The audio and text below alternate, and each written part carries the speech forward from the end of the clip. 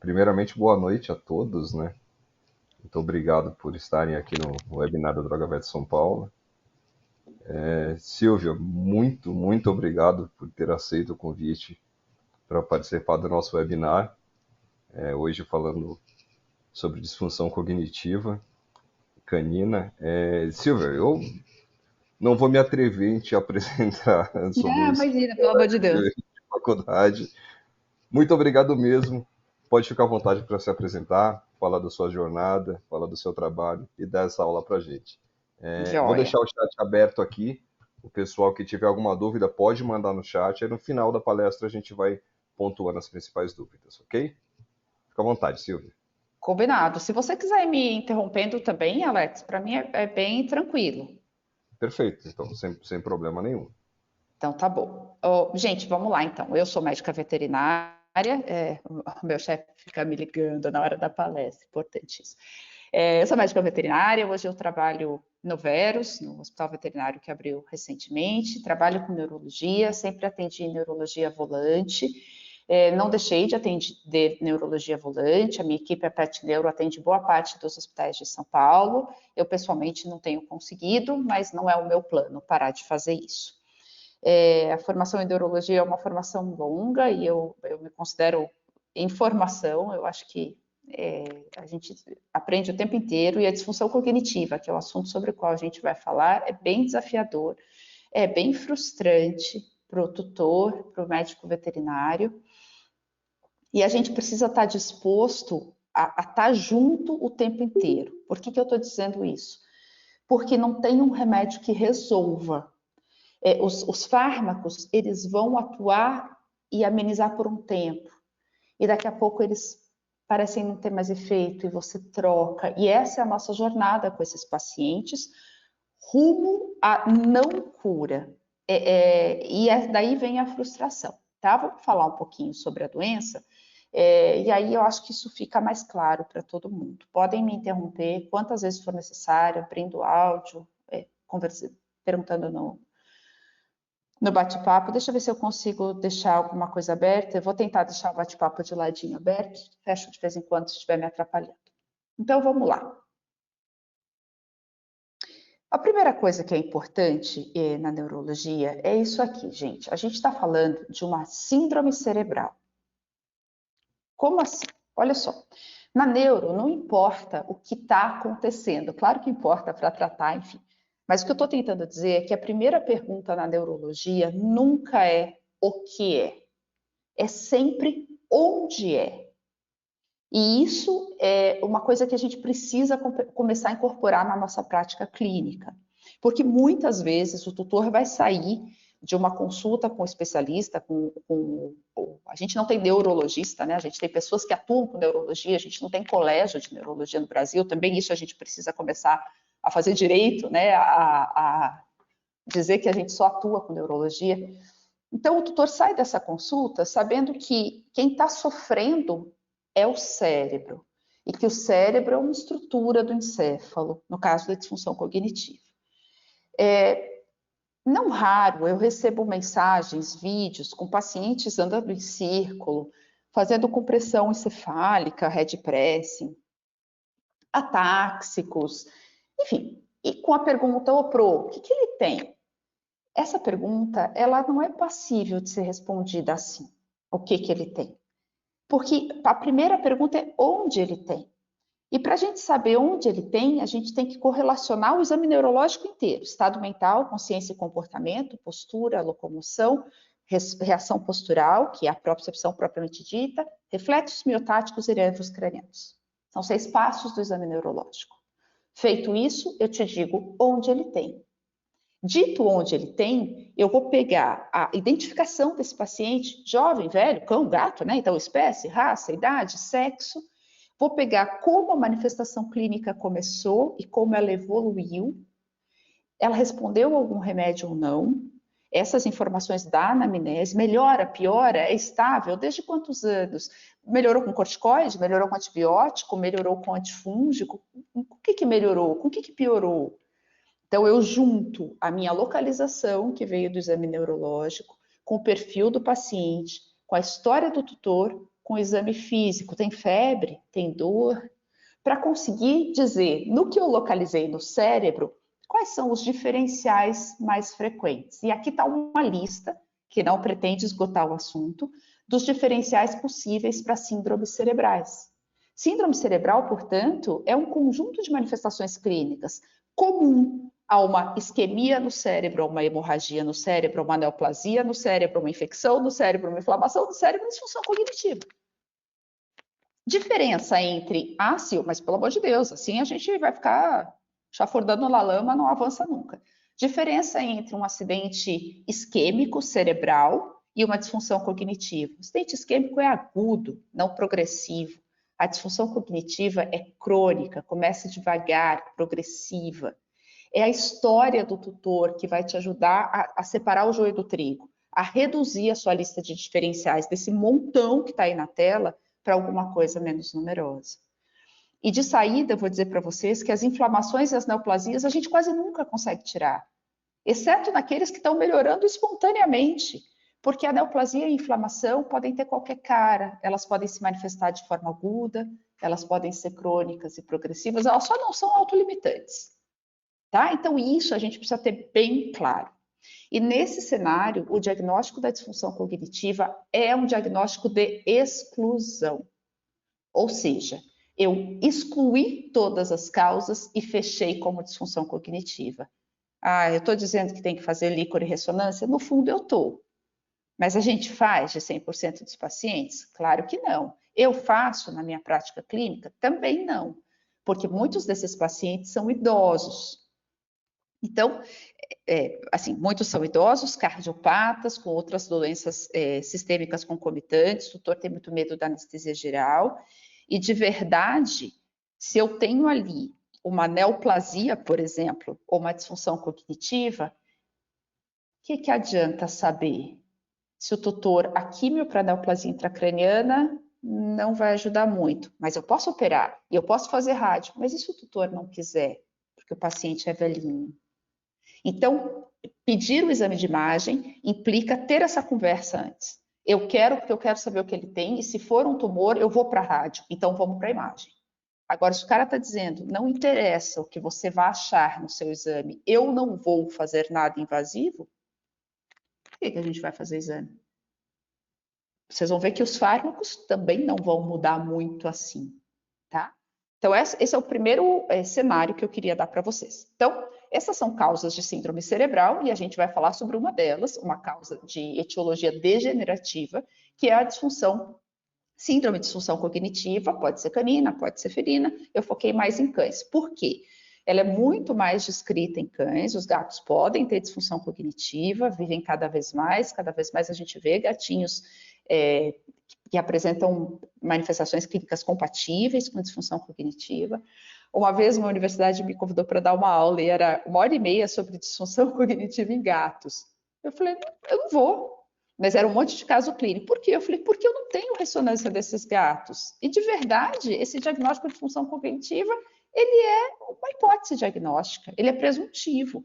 E seria uma farsa eu dar uma palestra de 1h30 de casos que eu não fechei de fato. Então, tudo isso são entraves da nossa rotina, tá? Vamos adiante, então. Isso aqui é um gráfico de intensidade de manifestações clínicas pelo tempo. E quando a gente está falando de disfunção cognitiva, a gente está falando de uma doença que segue... Vocês veem o meu cursor? Sim, professora, dá para ver. Tá bom, obrigada, tá bom. Eu estou falando de doenças que acompanham essa curva rosinha.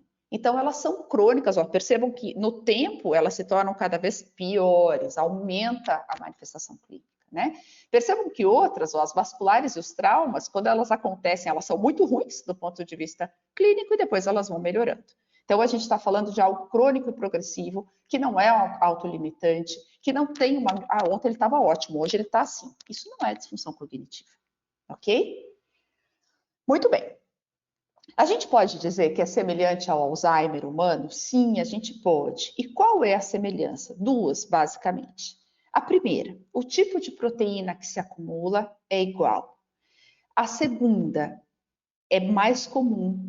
em organismos mais velhos. Então, são 3, na verdade. É mais comum em organismos mais velhos. A terceira é uma doença quase que essencialmente cerebral. Ah, mas eu não posso ter manifestações clínicas de cerebelo ou tronco?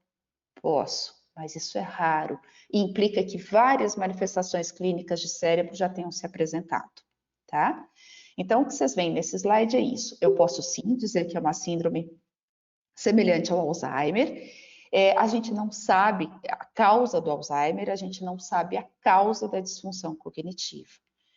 Se imagina que sejam doenças multifatoriais, que transitem pela genética, pelo ambiente, pela alimentação, mas a gente não sabe a causa, tá? Quem descobrir a causa, possivelmente, bom, além de ficar rico, ganhar Nobel, etc., vai ajudar muita gente. Tem muita pesquisa, começando cada vez mais cedo. Hoje, no Alzheimer, algumas pesquisas de mediadores intestinais dos pacientes filhos não dos pacientes, das pessoas filhas de pacientes, para ver se a gente acha um marcador bem precoce, mas tudo muito no âmbito da pesquisa, tá? O que a gente vê, tanto no Alzheimer como na disfunção cognitiva? A gente vê um acúmulo de proteína, basicamente de 2 proteínas. Então, o beta-amiloide é a proteína comum nas 2 doenças. Ela se acumula dentro do neurônio e em volta do neurônio. E são placas proteicas que elas vão crescendo tanto que elas se formam, parece que no fundo, quando elas vão coalescendo, se fundindo, parece um placão de proteína, tá? É essa cara na doença avançada. E na disfunção cognitiva, a gente tem a tal da proteína tal, que é só uma forma de lembrar. No Alzheimer, a gente não vê essa proteína com tanta frequência. É uma pequena diferença. A gente até vê, mas a gente vê com muito mais frequência nos nossos pacientes. A gente imagina que no Alzheimer ela tenha passado, ela já tenha acontecido e que os pacientes, quando vão a óbito, eles já estão num ponto mais avançado da doença e que então a gente só vê uns emaranhados de neurofibrila, assim, que não dá para ver mais que é uma proteína tal, como se fosse um amontoado de aminoácidos. E que os nossos pacientes acabam não vivendo tanto tempo com a disfunção cognitiva e a gente ainda vê a proteína tal. E proteína, vocês sabem, ela tem as 3 formas de organização dela. Então, a gente ainda vê a proteína no formato dela, tá? Bom, eu quero mostrar aqui essa imagem para vocês. Então, o que vocês estão vendo aqui? Vocês estão vendo, em todas as 4 imagens, marcadores de anticorpos para ver onde tem as proteínas que são típicas da doença. E a gente vê, então, tudo que está em marrom escuro é marcação de presença de beta-amiloide, tá? Que é a mais característica para as 2 doenças. Então, aqui, ó, isso aqui é num gato de 18 anos, esse aqui é num gato de 17 anos, 18 anos, esse aqui acho que não tem a idade. Tudo isso, mas Sil, você acabou de falar que é uma doença mais cortical. Sim, mas percebam que tem no cerebelo também. Mas tem muito mais no córtex frontal e no hipocampo. Muito mais acúmulo nas estruturas cerebrais. Para quem a anatomia está mais longe, né, o encéfalo, tudo que está na calota craniana, cérebro, cerebelo e tronco. Então, quando eu digo que é um acúmulo muito mais cerebral, eu estou excluindo do acúmulo excessivo o cerebelo e o tronco. Mas há também acúmulo nessas estruturas, ok? E o que essa proteína está fazendo? Gente, imagine assim, ó, que eu tô aqui numa sala de reunião, que todas as cadeiras aqui são neurônios. Pessoas sentadas nessas cadeiras, elas esticam a mão, se dão as mãos e conseguem se comunicar se fossem neurônios, né? Liberando o neurotransmissor ali na fenda sináptica. Se eu começo a colocar um monte de proteína entre essas terminações citoplasmáticas, os neurotransmissores não chegam mais. Eles não são liberados e chegam ali ao receptor. E isso interrompe a comunicação neuronal. Pior, o acúmulo da proteína é entre os neurônios e dentro do neurônio. Então, o neurotransmissor não é nem produzido na quantidade que deveria ser, e o pouco que é produzido, liberado na fenda sináptica, não é captado pelo próximo. que isso faz? Isso faz com que não haja funcionamento cerebral, porque o funcionamento depende do circuito neuronal. Neurônios sozinhos não conseguem fazer tudo, tá? É isso que vai acontecendo. Então, é como se eles não conseguissem mais se comunicar, como se fosse assim inicialmente, e a proteína vai fazendo com que eles se afastem. Essa outra imagem é de um gatinho de 21 anos. Isso é um neurônio lotado de proteína tal. Percebam, esse neurônio é incapaz de produzir neurotransmissor. Neurotransmissor é alguma coisa que é produzida ali no retículo endoplasmático rugoso. Ele é uma proteína, muitas vezes, na maioria esmagadora das vezes. E ele tem um trânsito intracelular. Aqui está congestionado, está pior que é 23 de maio hoje de manhã. Ninguém passa por lugar nenhum aí, tá? Então, esse neurotransmissor mal vai ser produzido, porque todas as organelas estão envoltas nessa massa proteica, e quando ele é produzido, ele é liberado e ninguém consegue recaptar. Bom, só antes da gente entrar no perfil, vamos pensar uma coisinha assim, ó. O acúmulo proteico, ele é uma característica do envelhecimento. Só que ele não chega... Qual que é a diferença do velhinho e do idoso com Alzheimer, né, entre os humanos? Ambos têm um certo acúmulo proteico, mas é assim. O velhinho tem um pouquinho, compatível com o envelhecimento. Ele vai ficando mais esquecido, ele às vezes tem uma disfunçãozinha cognitiva. E o que tem Alzheimer? Tudo é muito mais acentuado. Então, é disso que a gente está falando. Então, o envelhecimento, ele favorece esse acúmulo, mas envelhecer não é doença por si só, é processo fisiológico. A doença tá quando esse acúmulo está acima do que se espera naquela faixa etária, ok? Então, eu tinha uma cachorrinha, Pipa, que morreu ano passado. Pipa morreu com 17 anos, do coração. Tinha insuficiência valvar crônica de mitral e fez congestão, enfim. A Pipa tinha uma cognição, assim, não dá para dizer perfeita, não, ela tinha 17 anos, mas muito boa. Então, a pequena perda era compatível com o envelhecimento encefálico dela. Tá? É isso que a gente tem que... Então, é uma perda fisiológica. Assim como se eu fizer assim, vocês vão ver essas rugas. Isso não é doença. Isso é compatível com a idade que eu tenho.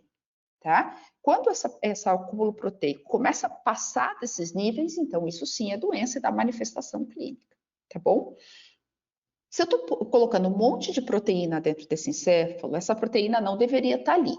Faz sentido para vocês que isso causa inflamação? Então, sim, disfunção cognitiva inflama um pouco. Que isso empurre um vaso e cause um pouco de isquemia, eventualmente? Sim, disfunção cognitiva dificulta a entrega de oxigênio. Não bastasse dar uma empurrada nesse vaso, esse vaso por si já é mais endurecido, processo do envelhecimento. E o acúmulo proteico não deixa o astrócito pegar o oxigênio e a glicose desse vaso direito para entregar para o neurônio.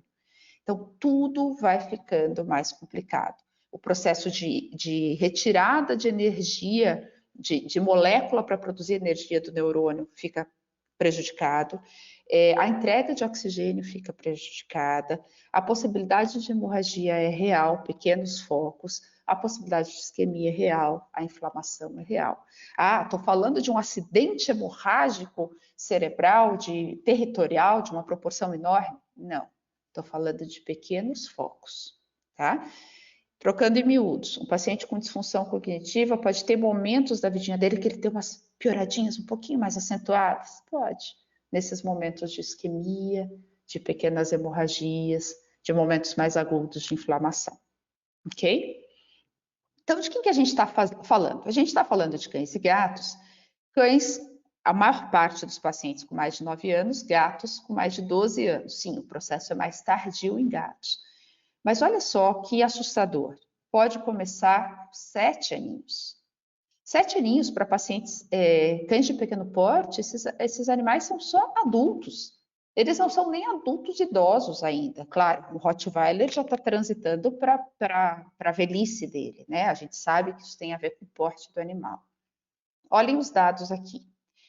30% dos cães entre 11 e 12 anos já tem sinais de disfunção cognitiva. Como é que a gente sabe? Necrópsia. Pacientes cujo encéfalo foi analisado a necrópsia. 68% dos cães entre 15 e 16 têm sinais de disfunção cognitiva. Gente, depois dos 16, esse número vai crescendo exponencialmente. Mas eu acabei de falar que a Pipa tinha uma cognição bem normal. Então, não é todo velhinho que é caduco, tá? A gente sabe, esse negócio dos 7 anos é assustador. Por quê? Porque esse paciente ele tem pequenas perdas que nunca vão ser atribuídas à disfunção cognitiva por veterinário nenhum, nem por quem trabalha com neurologia. Ah, ele passou a errar o lugar de fazer xixi. O que a gente vai investigar? Infecção urinária, naturalmente, óbvio, e tem que continuar sendo assim. O que eu acho que a gente tem que ter em mente é descartado tudo que pode ser. Será que pode ser um comecinho de perda de cognição? Mas nessa ordem, senão a gente pira. Senão a gente começa a colocar o rodapé do livro na frente do óbvio. E isso não deve ser feito, em especialidade nenhuma. Então, o bicho que bebe muita água faz muito xixi, você tem que pensar em aferir a glicemia, você tem que pensar em doença renal, você tem que pensar em doença endócrina, muito antes de pensar em doença cognitiva, tá? Tem um dado que tem sido alvo de algumas pesquisas, que tem essa impressão que a doença piora mais rapidamente em machos castrados, e tem algumas pesquisas tentando avaliar se reposição hormonal é algo que pode atrasar a instalação da doença, tá? Não há resultados concretos, é uma hipótese. Que manifestação clínica eu devo esperar? Qualquer manifestação clínica de cérebro, de síndrome cerebral. Do que a gente está falando? No que diz respeito à consciência, um pouquinho de depressão, meio desligadinho do ambiente.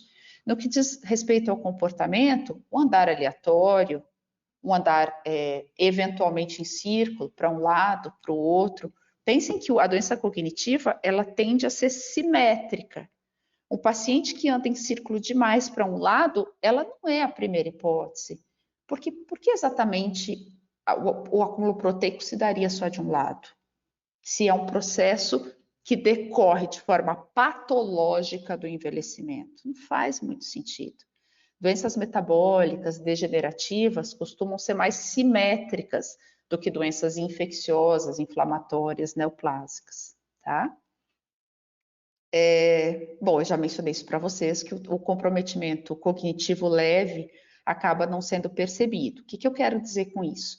Que o nosso diagnóstico dos nossos pacientes é mais tardio do que dos humanos, porque os humanos começam a esquecer o endereço, o nome do filho, onde deixaram a caneta, e as pessoas passam a se dar conta disso, e às vezes o paciente passa a se dar conta. Os nossos pacientes, se ele estava andando na casa e ele se perdeu por um segundo, ele para, olha em volta, daqui a pouco ele já se lembrou, e ele não contou para ninguém que ele se perdeu por um segundo. Então, essa forma de expressão dos cães, que não inclui a linguagem verbal, é muitas vezes uma das responsáveis por esse diagnóstico ser mais tardio, né? O cachorro não pega a caneta, então a gente eventualmente não vê o cachorro tremendo, como a gente vê em seres humanos que tenham síndromes parkinsonianas, ou até que comecem uma demência, né? Então, são essas características aí que acabam retardando o diagnóstico.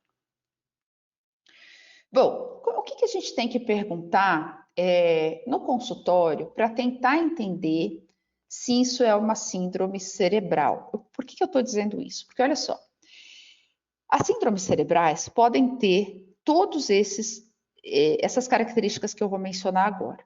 Mas se eu tenho um pacientezinho idosinho, cuja manifestação clínica é crônica, progressiva, simétrica, com essas características aqui, eu posso levantar a hipótese de disfunção cognitiva. De novo, a certeza absoluta exige que outras doenças sejam descartadas com ressonância líquor, embora eu saiba que isso muitas vezes não é uma realidade para muitas famílias, tá? A coragem de fazer o exame às vezes não é uma realidade, e às vezes a gente até desestimula, dizendo, bom, se não for para fazer nada depois também, por diletantismo, não faz sentido fazer o exame, né?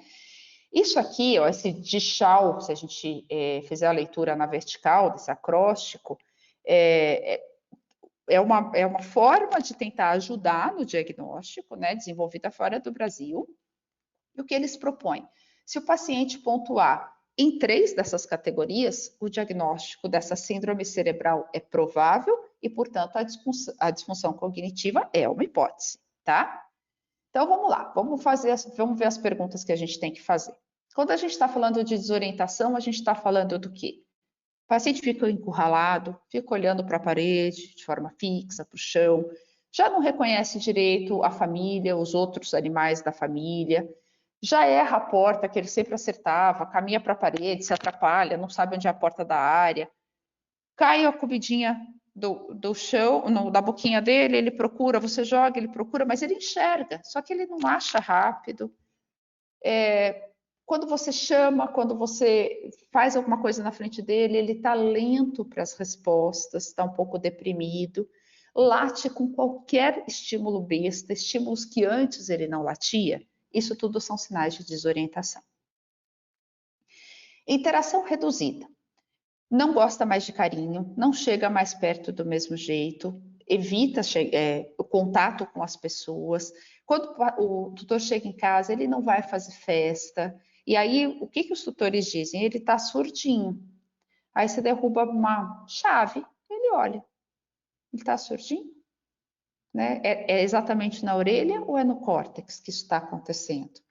Ele era muito calmo, se tornou mais agressivo. Então, essas são características desse comportamento de interação reduzida.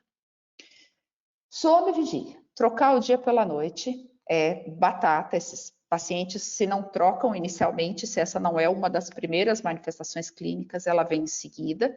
E a gente tem a obrigação de dizer para o tutor que esse vai ser um desafio ali na frente. E eles dormem. Quando eles dormem, eles desmontam, parece que tiveram um troço, e daqui a pouco eles acordam agitados e saem andando, saem caminhando, enfim, parece que aconteceu alguma coisa. Eles já não são mais tão limpinhos como eram, então, a despeito de passearem, eles acabam fazendo cocô em qualquer lugar, mesmo passeando. Os gatos já não se limpam, aqueles pacientes que daí já deitam até com o rostinho em cima do tapetinho higiênico, parecem com menos critérios de higiene. Bom, eles não querem mais brincar, não têm mais o mesmo interesse pelos petiscos. Se vocês tentam esconder uma coisinha, convidar para brincar, eles olham e não estão muito interessados naquela proposta. Latem demais, essa é uma característica da disfunção cognitiva, se assustam com facilidade, às vezes têm medo de coisas que não deveriam provocar medo, claro, escuro, barulhos que não deveriam assustar. Se ficam sozinhos, ficam muito agitados. E, por fim, cada vez parecem aprender menos e parecem não conseguir mais fazer coisas que faziam. Está esquecendo o que já sabiam. E isso não é uma característica de cão velho. Cachorro velho também aprende, tá? Eu já adotei vários cãezinhos velhos que aprenderam tudo. O paciente não consegue aprender, não é o envelhecimento que impede, é a doença que pode decorrer. Doença degenerativa, gente, não é assim, ó. Toda degeneração é de bicho velho? Não, tem doença degenerativa é ligada à idade, mas tem doença degenerativa que é ligada a pouca idade. Por exemplo, a amiotrofia cerebelar é o clássico. É uma doença degenerativa ligada a pouca idade. Acontece com 3, 4 meses. A disfunção cognitiva é uma doença degenerativa ligada à idade avançada. Tá? Então, de novo, não é o envelhecimento por si só. Tá? Senão 100% seriam assim. E tem muitos velhinhos que são aqueles que o tutor fala, ele não se dá conta que está velho. O que não se dá conta que está velho é o que não tem disfunção cognitiva. Tá bom? E aí uma pergunta que é muito frequente. Eu posso ver uma crise vestibular, nistagmo, inclinação de cabeça, derivar para um lado assim, né, uma ataxia vestibular, ou eu posso ver uma crise convulsiva, epilética, porque a origem está dentro da cabeça, decorrendo de disfunção cognitiva? A resposta teórica é sim, mas a resposta prática é que isso dificilmente acontece. Então, se vocês têm um paciente velhinho que está convulsionando, não atribuam isso à disfunção cognitiva. Se o paciente tem alguma outra doença em curso dentro da cabecinha ou fora, causando essa crise convulsiva, e aí a gente está falando de crise reativa, né? Quando a causa é extracraniana, a gente não fala em crise epilética. É uma crise convulsiva, mas ela é reativa. Epilética, a causa tem que estar dentro da cabeça, tá? Então, tome um pouquinho de cuidado com isso. A convulsão é um divisor. Ah, mas ele não pode ter uma disfunção cognitiva e uma neoplasia concomitante? Pode, muitos têm. E isso também é algo que a gente tem que rastrear bem nos pacientes velhos antes de indicar a radioterapia. Porque se eu tenho um encéfalo com disfunção cognitiva, ou seja, um caso que vem crônico e progressivo há 4 anos, e nos últimos 6 meses ele está andando em círculo, ele teve uma piora, assim, não foi aguda no sentido de uma semana para outra, mas uma agudização daquele processo crônico. Cuidado com a indicação de radioterapia, por exemplo, para esse paciente, ou cirurgia, se vocês fizerem uma ressonância e tiver uma formação, porque vocês vão tirar uma doença, mas a outra está lá. E se não alinhar a expectativa direitinho com o tutor, ele vai ficar muito frustrado, tá? Bom, então vamos lá. Como é que eu fecho esse diagnóstico? A gente já falou que tem que identificar, o seu paciente tem que ter no mínimo mais de 7 anos, que é onde a gente vê algum sinal desse depósito precoce dessa proteína, a necrópsia, né? Ele tem que ter um histórico que começam perdas de comportamentos que são apreendidos, porque o cérebro, ele é sede do comportamento aprendido. Então, por exemplo, o filhote, ele não chega em casa sabendo que ele tem que fazer xixi no tapetinho. Então, começar a errar pode ser a perda do comportamento aprendido, depois de você investigar, por exemplo, infecção urinária, né? Então, você tem que entender esse histórico, está piorando com o tempo, você tem que descartar outras causas de síndrome cerebral, e numa ressonância que não tem inflamação, que não tem neoplasia, que não tem infecção, que não tem manchas de acidente hemorrágico ou vascular, o que a gente vê nesse processo de disfunção cognitiva? A gente vê um envelhecimento acentuado, incompatível com aquela faixa etária. Então, uma atrofia encefálica bem marcante. Como é que a gente vê? A gente vê os sulcos, né? O cérebro tem os giros e os sulcos, eles ficam bem alargados, os buracos brancos ficam grandes. Vou mostrar uma imagem para vocês. Os ventrículos ficam maiores, porque eu tenho o encolhimento, imaginem que o tecido está encolhendo. Então, quando o tecido encolhe, tudo que o líquor está ocupando de espaço parece maior, tá? Às vezes eu vejo um pouquinho de hipersinal em T2, que parece que tem lesão ali nesses lobos temporais, eles brilham mais na ressonância, T2 é uma das ponderações da ressonância. E na substância branca, em volta dos vasos, eu vejo um pouco de brilho. Por que em volta dos vasos? Porque eu tenho acúmulo de placa ali, eu tenho endurecimento desses vasos. E aí aquilo parece um monte de lesãozinha na ressonância, tá? Por que não é tão comum convulsionar? Porque a lesão, ela é muito de substância branca. E quem convulsiona é o córtex, não é a substância branca, é a substância cinzenta. E por isso que a gente não tem que apostar em disfunção cognitiva nos pacientes mais idosos que convulsionam, tá? Aqui tem 2 imagens, são imagens de livro, para vocês perceberem a diferença entre um encéfalo, esse que eu estou passando o meu cursor normal.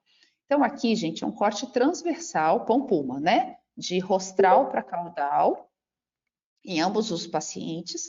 E eu estou vendo aqui a área de tálamo. E tem 8 milímetros de altura desse paciente normal. Olhem a área de tálamo aqui.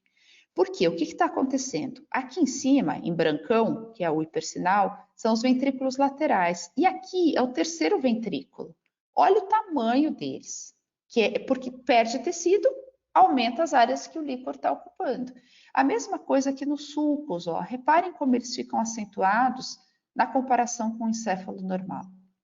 E aqui nesse corte sagital, então aqui, ó, ele é sagital mediano, bem no meio, separando em 2 antímeros, direito e esquerdo. O que a gente vê aqui, ó? Essa área que eu estou passando o meu mouse é a área de terceiro ventrículo. Olha o tamanho da aderência intertalâmica, que é exatamente essa região pequenininha de 1,9. Aqui, ó, o tamanhão da aderência intertalâmica. Hoje já se tem. Qual é o grande problema? O grande problema são os diversos tamanhos dos encéfalos dos nossos pacientes. Por isso que o Alzheimer em humanos tem marcadores de imagem muito mais definitivos. Mas a gente já começa a ver que aderências intertalâmicas menores do que 5, menores do que 3 milímetros são muito compatíveis com disfunção cognitiva. O problema é que a gente tem um caricorso e um pincher, né? E aí o tamanho das coisas varia demais. Então, por isso que essa padronização é difícil do diagnóstico. Bom, como é que eu trato esses pacientes? A gente tende... Gente, está fazendo um clim-clim-clim no ouvido de vocês ou só no meu? Acho que é o meu WhatsApp. Ai, chato. Eu acho que é quando alguém entra na sala, Silvia, aí o então tá próprio bom. Ultimate faz um barulhinho. Então pronto, então tá. Achei que era o meu WhatsApp, eu já ia pedir desculpa e tentar fechar.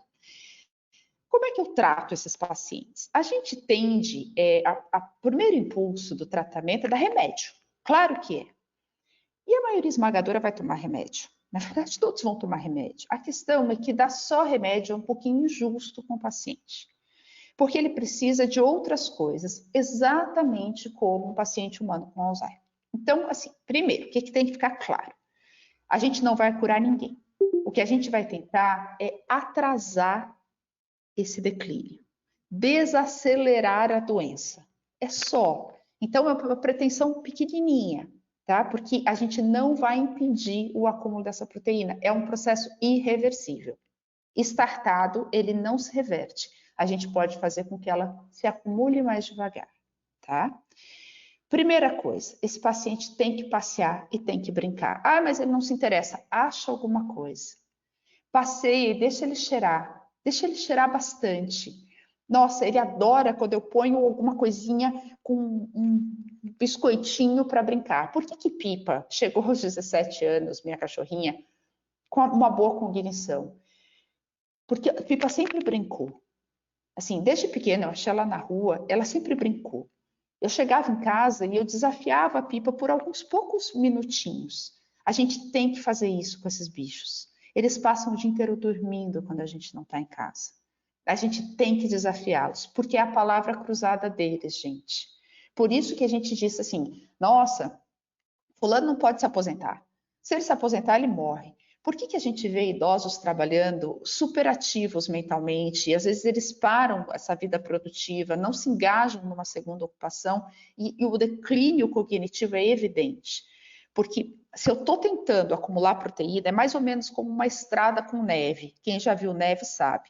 Se tem gente passando o tempo inteiro, eu vou manter aquela via. Se parar, a neve ocupa. É esse o princípio. Se eu mantenho sinapses, eu estou cavando aquela via, eu estou não deixando a proteína se acumular ali. Se esse encéfalo para, se esse cérebro para, se essa atividade cerebral para, a proteína se acumula. Então, como a gente não tem como fazer com que eles façam palavra cruzada, a gente tem que deixar cheirar. Cada cheiro é um estímulo olfatório, sinapse entra pelo dendrito que está lá no fundo da cavidade nasal, vai para o bulbo olfatório, faz uma sinapse, ele se dá conta, ele procura o outro cachorro, e isso tudo é circuito encefálico, tá? Tem que jogar uma coisinha, ele tem que olhar, tem que chamar ele para correr, tem que, enfim, mas ele é cardiopata, mas ele é... Eu não estou dizendo para você começar isso quando ele já está andando aleatoriamente, né, gente? A gente tem que começar lá atrás, na vida adulta. Tem que jogar coisinha para ele buscar, porque isso vai atrasar esse depósito, que a gente não sabe se vai ocorrer de forma patológica ou não. A gente não sabe, tá? Então, tem que passear, tem que cheirar, tem que brincar com o que gostar. Gosta de estímulo visual, é com estímulo visual. Gosta de desafio, é com desafio. Gosta de cheiro, é com cheiro. Segundo ponto, eu mencionei para vocês que tirar oxigênio e glicose desse sangue é muito difícil, vai ficando cada vez mais difícil. O vaso endurece, então ele se torna menos capaz de dar passagem para essas moléculas. A proteína se acumula entre o astrócito e o vaso, fica cada vez mais difícil. Então, o pouco que chega ao neurônio precisa ser otimizado. O que eu vou fazer para conseguir otimizar?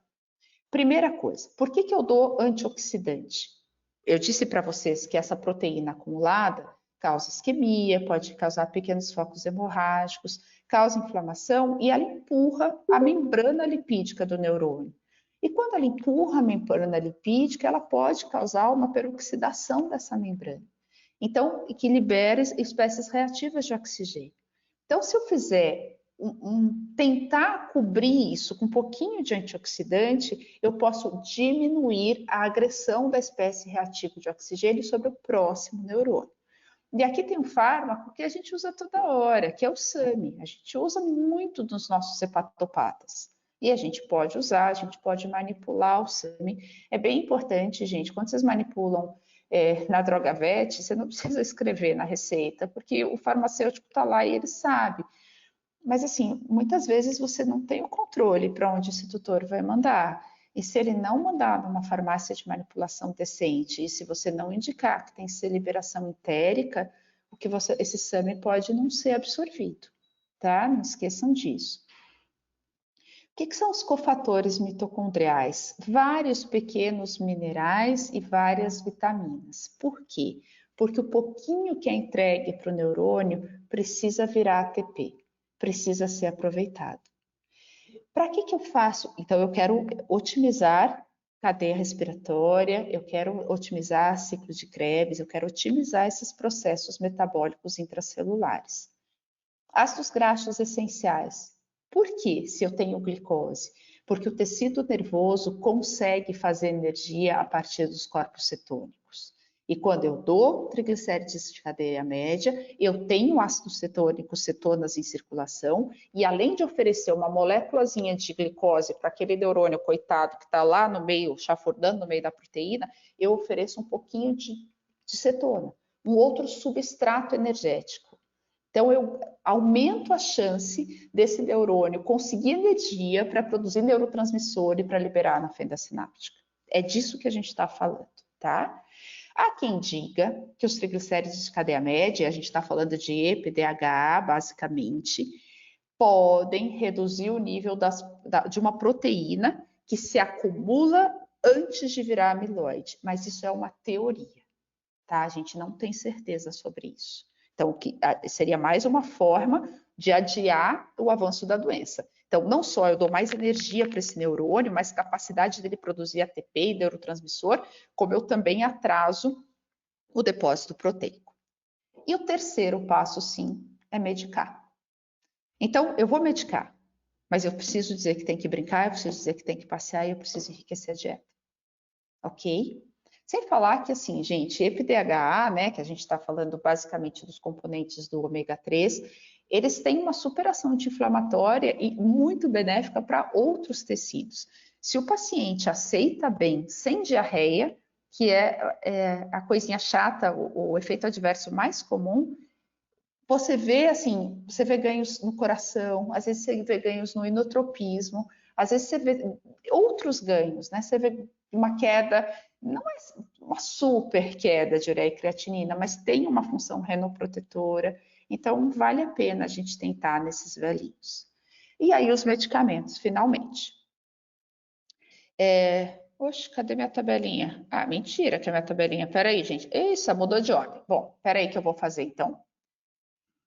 Dito isso, antes da gente falar dos medicamentos, só antioxidantes, cofatores mitocondriais e ácidos graxos de cadeia média. Eu peguei aqui do formulário da Drogavet algumas coisas para facilitar um pouquinho a nossa vida. Então aqui, ó, às vezes a gente fala quanto eu manipulo. O farmacêutico é um cara que super pode nos ajudar. A gente precisa se socorrer, tá? Então o que é isso? Ó, no buláriozinho da Drogavet, eles apresentam assim, suplemento vitamínico com ação antioxidante. O que a gente tem aqui? Inúmeros cofatores mitocondriais, antioxidante, ó, cofator mitocondrial, antioxidante, aqui, ó, EPDHA, que é o que vai ter aqui. No fundo, a gente está nessa fase, passo 2, aportando componentes do passo 2. Tá? Então, essa é a gente nem chegou no medicamento ainda. Isso não é um medicamento, isso que eu estou apresentando na tela. Isso é passo 2, isso é suplementação, tá? Aqui, o nome que a Drogavet dá, xarope de ácidos graxos essenciais. O que eles trazem aqui? EPDHA, cofatores mitocondriais, antioxidantes. De novo. Então, posso usar uso contínuo? Posso. E às vezes eu posso usar por 8 semanas, posso parar um pouco, posso voltar a usar. A gente não está na medicação ainda. Tá? Eu estou tentando fazer tudo aquilo que eu estava explicando no passo 2. Agora sim, remédio. Remédio mais hard. Lista. Maior dificuldade. Eu dou o que para cada paciente? Qual é a queixa do tutor? A queixa do tutor é que ele não dorme à noite? A queixa do tutor é que ele está muito prostrado? Qual é a queixa do tutor? A disfunção cognitiva, ela tem o paciente que late demais, o paciente fica jogado num canto. Quem é o seu paciente? É assim que você tem que definir a medicação. Esse quadradinho está aqui. Eu posso dar, por exemplo, um anti-inflamatório não esteroidal, ou até um esteroidal, porque, afinal, Sil, você falou agora há pouco que tem alterações inflamatórias. Gente, vocês podem, e talvez vocês vejam um pouquinho de melhora, mas como manter um velhinho num anti-inflamatório para o resto da vidinha dele? Não dá, a gente tem que tentar outros caminhos. Então, olha só, tem várias frentes medicamentosas listadas aqui. Vocês vão ver, se vocês lerem aqui, são doses de medicamentos para terapia de comportamento para pets idosos. Quando eu falo de terapia de comportamento, eu estou falando de uma alteração de comportamento. E a alteração de comportamento é clássica das síndromes cerebrais. Ah, mas só serve para disfunção cognitiva? Não, às vezes eu lanço mão de algum desses medicamentos para pacientes que têm outra etiologia de doença intracraniana, mas sem dúvida se aplicam à disfunção cognitiva, tá? Ó, CDS são os mais usados, segundo esses autores, para aqui é a sigla para canine dysfunctions, se não me engano, síndrome, que é a disfunção cognitiva canina. Selegelina. O que é a selegelina? A selegelina é um fármaco que inibe a MAO. A MAO, ela é uma enzima que não deixa a dopamina ficar muito tempo na fenda sináptica. Então, se eu inibo a MAO, eu deixo a dopamina mais tempo na fenda sináptica. Então, a selegelina, ela é um remédio que é um facilitador de bem-estar. Quando eu vou usar a selegelina? No paciente que está durante o dia muito desconectado do ambiente, mas quietão durante o dia. Você não pode dar selegelina à noite, gente, e vai agitar. Você tem que dar de manhã cedo, porque é isso que ela faz. Ela vai deixar a dopamina na fenda sináptica. Então, é isso que a gente tem que entender dos fármacos. Propentofilina. Propentofilina ele facilita essa entrega de oxigênio que eu disse que está ruim. Só que a propentofilina, ela é um vasodilatador. Ela facilita a entrega de oxigênio vasodilatando. Cuidado com os cardiopatas. É um vasodilatador central e periférico. E eu não quero que o cardiopata dilate na periferia, porque ele vai ficar hipotenso. Então, tem que olhar o paciente como um todo. Por isso que não tem receita de bolo. Eu posso dar clonazepam, lorazepam, a gente usa mais clonazepam e lorazepam. Eu posso dar, mas perceba, eu quero que ele durma, né? Ele vai ficar um pouco mais quieto. Eu não devo dar para pacientes cuja queixa é prostração, e sim cuja queixa é uma agitação sem sentido. Faz sentido? Aí sim, eu vou lá de clonazepam, de Rivotril. Acho que tem alguém com o microfone, fechou. Eu posso dar fluoxetina? Posso dar fluoxetina. A fluoxetina a gente sabe, Prozacão, gente, antidepressivo. Então, o que eu tenho que olhar é o que eu quero com esse paciente. Sil, aqui também, antidepressivo. A sertralina também. A trazodona é um remédio para acalmar. Né? Então, precisa dormir. Eu posso dar uma dose de trazodona mais alta à noite. E o fenobarbital? Se não é uma convulsão, o fenobarbital muitas vezes viabiliza o sono desses pacientes. E a gabapentina? A gabapentina ajuda os pacientes a dormirem numa dose maior à noite. Esses pacientes muitas vezes trocam o dia pela noite e tira a dor. Então, o que eu faço com muita frequência é dar uma dose mais alta à noite, uma dose menor de manhã, para que eles não prostem durante o dia, mas tenham menos dor articular e durmam à noite. Tem uma coisa que eu faço com muita frequência, eu uso muito Miosan, relaxante muscular à noite. Miosan dá sono, relaxa. Esses pacientes às vezes dormem deliciosamente com Miosan, tá? Então, a gente precisa olhar o que a gente quer de cada paciente. Eu quero ele mais ativo, eu quero deixar mais neurotransmissor na fenda, eu quero ele mais quieto, então eu vou entrar com benzodiazepínico para ele dormir. O que eu quero? Bom, eu peguei algumas outras, então aquilo é de um paper, eu peguei algumas outras sugestões do Bulário também da Drogavet. Então, assim, o que é o cava-cava, né? Que é uma planta, um fitoterápico. E por que a gente vai dar triptofano e cava-cava? Triptofano é precursor de serotonina, neurotransmissor de bem-estar. Tá difícil fazer neurotransmissor nesse encéfalo. Tudo que eu puder dar para ele de molécula que facilite essa produção, seja substrato energético, seja precursor, melhor, né? O próprio triptofano acaba sendo neurotransmissor de bem-estar, mesmo antes de se transformar em neurotransmissor final. Aqui, o que a gente sabe do cava-cava é isso. Então, ele acalma, ele chega a ter uma ação anticonvulsivante, embora a gente não use para o controle convulsivo. Ele é um relaxante muscular. É muitas vezes o que eu preciso para esse bicho ficar mais relaxado e descansar à noite, tá? Então, tá aí a dose. Solução calmante fitoterápica. O que todos esses aqui, passiflora, melissa, a gente toma, né? Valeriana, o que eles fazem? São tranquilizantes fitoterápicos, são calmantes fitoterápicos. É para aquele bicho que late demais durante o dia, que anda demais à noite, que fica muito estressado ao toque, que qualquer coisa se assusta. Esse bicho pode. Percebam que é uma primeira tentativa antes de eu escalonar para fenobarbital, para trazodona, para benzodiazepínico, antes de eu escalonar. Tá, eu posso tentar com fitoterápicos, muito menos efeito colateral. Aqui é outra fórmula que vai tangenciar com o que já falamos, do triptofano, da valeriana e da passiflora. Buspirona. O que é a buspirona? Também, ela não é um benzodiazepínico, mas ela também tem essa função calmante nos nossos pacientes, né? Então, ela não age da mesma forma, eu posso associar com benzodiazepínico, mas eu estou buscando a mesma coisa, eu estou buscando que o paciente se acalme. Percebam que o que eu tenho que observar é se eu quero que ele se acalme ou se ele está muito prostrado, é sempre isso. E a minha balança não pode jogá-lo na prostração durante o dia, porque senão perde o sentido, ele vira um tapete. Não faz sentido, fica ali um tapete de pelo, ele não levanta, que é um risco da gabapentina em excesso, por exemplo. Melatonina.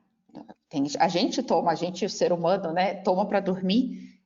A melatonina é um facilitador do sono, um indutor de sono. A gente pode tentar com esses pacientes. E a gente pode associar um monte de coisa, a gente em geral associa. A gente associa, a gente troca. Muitas vezes a gente tenta uma dose ou outra extra-bula. Piracetam, outro tipo, a gente está falando aqui, a gente falou do Revimax, né, para falar do nome comercial, da propentofilina, e aqui a gente está falando do Nutron para falar do nome comercial. Apresentação comercial é difícil de achar, manipular é bem mais fácil. O cara vai ficar andando em círculo, ele não acha. O que eu quero? Entregar mais oxigênio. Por que eu prefiro o piracetam do que a propentofilina? Porque ele não tem um efeito vasodilatador periférico, que eu tenho medo nesses velhinhos, porque às vezes a gente não sabe o quanto cardiopata eles são, muitas vezes. A amitriptilina, antidepressivo tricíclico. O que eu quero com eles? Eu quero já ir direto para a fluoxetina, eu posso tentar com a amitriptilina, clomipramina, antidepressivo tricíclico. Também eles podem me dar um pouquinho de bem-estar com um pouquinho de calma, exatamente o que eu preciso. Gente, o que eu quero é que esse bicho fique acordado sem latir, tentando participar minimamente da vida dessa família. Problema nesses animais, ou estão dormindo de dia, andando de noite, ou quando estão acordados de dia, latem sem parar. Então, assim, eles passam O tutor já não sabe mais o que fazer com eles, e a gente tem que ir combinando os fármacos. Esse cenário que eu estou descrevendo, claro que é um cenário da doença mais avançada, mas infelizmente é como eles se apresentam no consultório. Ninguém vem de forma precoce. Aqui, de novo, molho para disfunção cognitiva no volário da Drogamet. Esse é engraçado o nome. Por que o molho para disfunção cognitiva? Porque eu tenho, de novo, eu volto ao passo 2. Isso não é medicação exatamente. Eu tenho ácidos graxos, eu tenho cofatores mitocondriais, eu tenho tudo, eu tenho aqui ó, coenzima Q10, eu tenho fatores antioxidantes, então tudo que eu preciso para tentar reduzir as manifestações clínicas. Esse é o nosso desafio. Tenta com um, associa com o outro, tira, põe, respondeu melhor por 3 dias, por 5 dias. Em geral, o tutor tem um kit e a gente vai dosando isso. Não tem cura, o prognóstico é reservado e os estudos mostram que a maioria dos pacientes é eutanasiada cerca de 1 ano e meio a 2 anos depois do início das manifestações clínicas mais acentuadas. Então, em geral, quando eles começam a se queixar para o veterinário que está começando a ficar estranho, foi quando acentuou, os tutores desistem dessa tentativa de forma bastante compreensível, no meu ponto de vista, nesse período. É uma coisa muito triste, porque os pacientes acabam não morrendo de disfunção cognitiva. Né? A doença vai debilitando, debilitando, debilitando, debilitando. Exemplo do Alzheimer. E eles acabam morrendo de uma segunda doença. Então, é triste, é um curso triste de doença. Mas é isso, basicamente. Acho que falei por 1 hora, peço desculpa se estourei. Estou à disposição para as perguntas. Oi, Silvia. Oi. Consegui Encaixei em 1 voltar aqui hora? a última vez. Não, pode ficar tranquilo em relação ao tempo, não tem problema nenhum mesmo. Muito, muito legal, muito importante ouvir um tema tão esclarecedor assim. É meio tristinho, né, Alex? Assim, não tem. A gente brinca, a gente tem os grupos de neuro, sabe? A gente brinca, fala, Uhum. gente, e aí, aquele que chora a noite inteira? Ai, meu Deus, o que você faz? Ah, eu prefiro clonazepam. Ah, eu vou de selegiline de manhã, miozan com gabapentina à noite. Sim. Assim, cada um é um. Eu tenho pacientes que seguraram tempo meses, né, gente? Quando a gente fala um tempão na disfunção cognitiva, meses já é um tempão. Num fármaco, nossa, já fiquei feliz da vida. Talvez pinte aí a pergunta do canabidiol, posso até falar um pouquinho para vocês. Pode A ficar à gente vontade, pode, pode a ficar à gente vontade. pode tentar, mas vocês sabem que a nossa situação é muito complicada nesse momento de prescrever canabidiol. Primeiro, porque não é todo mundo que entende que a gente possa, a despeito de ter alguns veterinários prescrevendo. Então, tem uma controvérsia. O segundo ponto, gente, é quem garante que o que a gente está dando é canabidiol e não é azeite de oliva. Então, assim, tem que tomar cuidado. Esse é o ponto. Você vai comprar da onde? Ah, da ONG, do não sei o quê. Então, que legal, tomara que dê certo. Esse é o grande ponto, né? A Acredito questão que não esse é. ponto nós devemos aguardar um pouco ainda até ter todas as liberações, né? É isso. Então, assim, a gente não pode carimbar uma receita, a gente não sabe de onde vem o fármaco, acho temeroso, acho bastante temeroso.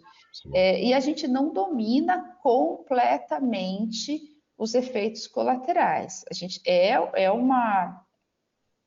Vocês vão dizer, mas não tem um monte de lugar que usa? Tem, mas não está completamente descrito. Nos Estados Unidos, na Europa, os estudos não são tão antigos quanto de alguns fármacos que a gente conversou aqui.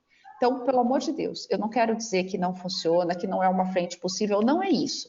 O que eu estou dizendo é que a prescrição, nesse momento, ela é muito delicada no Brasil. Né? E quanto vai dar? Quanto tem de THC? Quantos tem de canabidiol ali de CBD ali dentro? Tem 0,3 de THC? Tem 3? Tem quanto? Dá uma gota? Dá 10 gotas? Vocês entendem? Eu acho que esse é um... Tem que tomar cuidado, tá? Eu sugiro prudência, bastante prudência. Mais prudência, um pouco mais de parcimônia, esperar ter mais estudos para a gente poder indicar com a segurança maior, né? eu Acho que acho.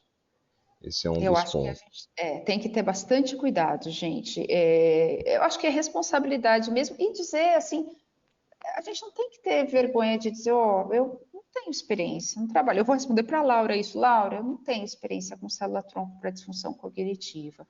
Então, assim, eu prefiro não dizer coisas que eu li só. Eu tenho experiência com célula-tronco para lesões cicatriciais de sinomose. E eu vejo melhora. Isso eu posso dizer de peito aberto. Mas para disfunção cognitiva, se a gente pensar que pode ter um efeito anti-inflamatório, pode até fazer sentido, mas eu não tenho experiência. Preferia não falar sobre o pouco que eu li a respeito. Acho que não sou a melhor pessoa. Tomografia, porque a gente tem dificuldade de ressonância, né? Olha só, o problema da tomo, acho que é Egon, né? Egon José, não sei se a pronúncia está certa. O problema da toma é que ela mostra osso, calota craniana. E o que a gente quer ver é o tecido lá dentro. Então, a toma não vai te mostrar esse detalhe de redução de giros, de aumento de sulco, dessa região de tálamo pequenininha. Ela não vai te ajudar, eu não faria. Tá? E não havendo ressonância disponível, eu não faria toma para disfunção cognitiva. O que ela pode te ajudar? Eventualmente descartar outras doenças. Alguns tumores aparecem no contraste da tomo, algumas manchas de acidente vascular aparecem, algumas infecções ou inflamações aparecem. Então, talvez ela possa te ajudar nesse diagnóstico, por ser um diagnóstico de exclusão, né, nesse processo de exclusão, mas não em te mostrar aquelas perdas que a ressonância mostra. Perfeito, Silvia. Só eu queria falar dois pontos aqui, se queria, não Pois quero não. falar dois pontos aqui, Silvia. Primeiro que alguns dos medicamentos que você passou, nós da farmácia da Drogavet, nós exigimos aí a inscrição no MAPA, né, o CPAGO. Isso, isso. Alguns veterinários enfrentam alguma dificuldade por questões de algumas mudanças que tiveram aí no processo, mas para quem tiver alguma dificuldade, nós da Drogavet estamos à disposição para ajudar no que for preciso, tá? Sabe o que eu acho, Alex? Assim, eu fiz isso no meu carimbo, gente. Põe no carimbo. Põe Tá, no mas o carimbo. problema é para fazer o cadastro, que Ah, mudou tá. agora, Não você tem que ter o fez? acesso gov.br, está um pouco Tá, mais entendi. Algumas burocrático. pessoas não fizeram o CPA, eu entendi perfeitamente. Isso. Tá. Aí para algumas a gente consegue dar esse suporte, eu me disponho também a ajudar da forma que for necessário. Um outro ponto foi que você mencionou aí o nosso molho, o nosso molho O para molho, disfunção. cadê o molho? Isso. Aqui. O nome é Esse molho, ótimo. na verdade, é uma forma farmacêutica que nós utilizamos. O molho, nós temos duas formas distintas, hein? Uma salgada e uma doce. O molho, a Uhum. gente Esse é o denomina para pouco esses linguiça. Eu sabores que morro são de rir. salgados. Eu morro de rir. Tem outro engraçado também. Aqui, sabor Tem, chocolate. Gel tem transdérmico. chocolate, Isso é gel uma coisa que a gente transdérmico que a não gente consegue fala. utilizar na face Que interna a da orelha. apresentação, gente, esse bicho, ele já assim, vai tomar um monte de remédio. Se ele pegar um deles em biscoito, um em gel, já é um alívio para esse A tutor. forma que facilitar, a forma de facilitar é muito boa. Além de vários sabores, né? Como eu disse, tem o molho, que são sabores salgados, tem a calda, que são sabores doces, além de biscoito, é, o gel transdérmico, o filme oral, tem diversas formas para a gente poder trabalhar e facilitar no momento desse tratamento que pode ser um pouco mais complicado para o tutor também, tá?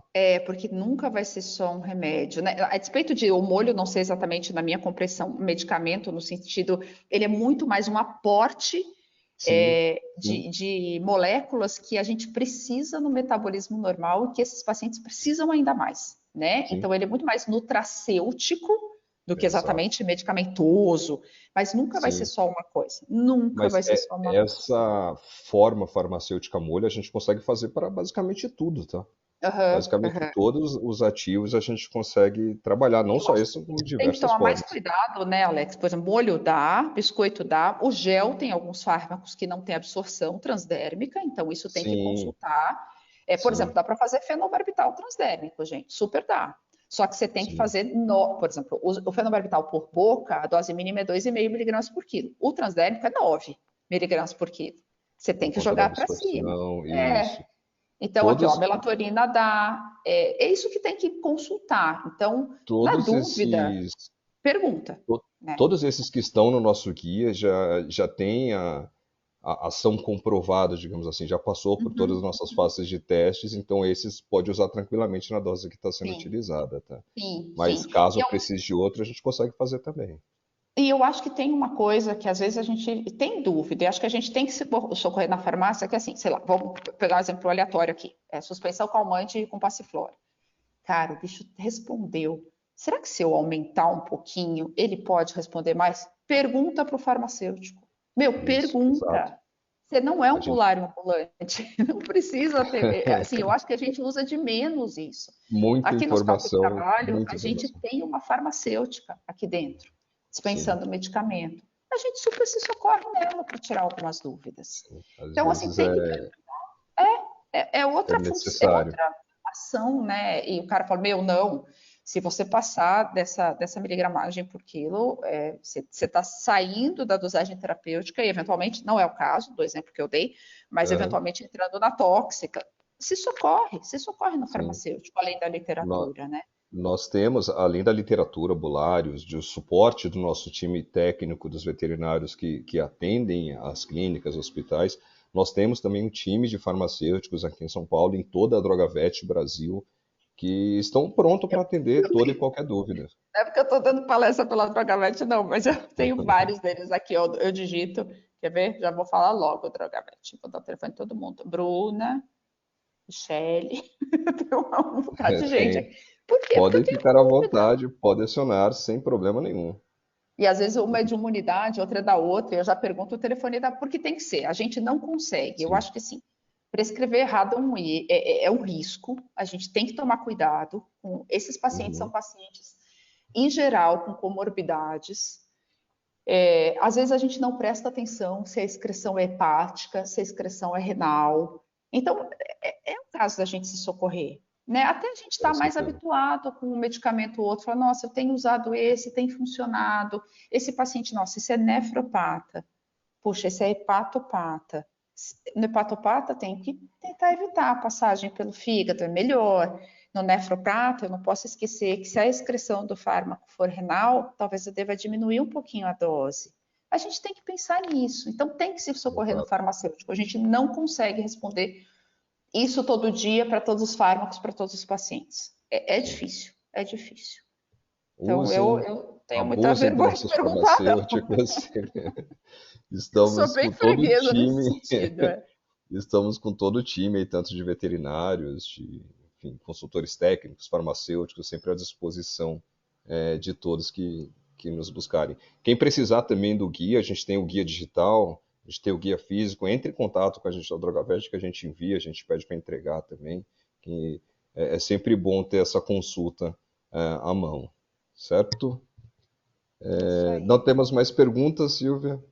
Então agradeço, gente. Qualquer coisa, eu nem sei se eu pus o último slide. Não pus. Bom, mas eu posso, o meu e-mail, se vocês quiserem ficar com ele, se tiverem alguma dúvida, é silvia.correa, sem i, @veros.vet. Fiquem super à Perfeito. vontade para me escrever. E obrigada pelo convite, Alex. Espero ter Imagina, atendido aí a demanda de vocês, a falar um pouquinho sobre atendeu, essa doença. atendeu de uma forma excepcional. Parabéns pela aula. Obrigado pela presença. O pessoal aqui está agradecendo também, a Laura, a Renata, dando os parabéns pela excelente palestra também. Obrigado a Obrigada, todos que gente. ficaram Obrigada conosco aqui até agora. pela atenção. E aí fica gravado aí, se vocês quiserem indicar para outras pessoas assistirem, fico à disposição também para as dúvidas. Perfeito, Silvia. Tá, joia. Beijo, Muito Alex. A obrigado. gente vai se Um vendo. beijo. Muito bom Tchau, revê-la. gente. Até a Boa próxima. semana para vocês. Até. Até logo. Tchau, tchau. Tchau.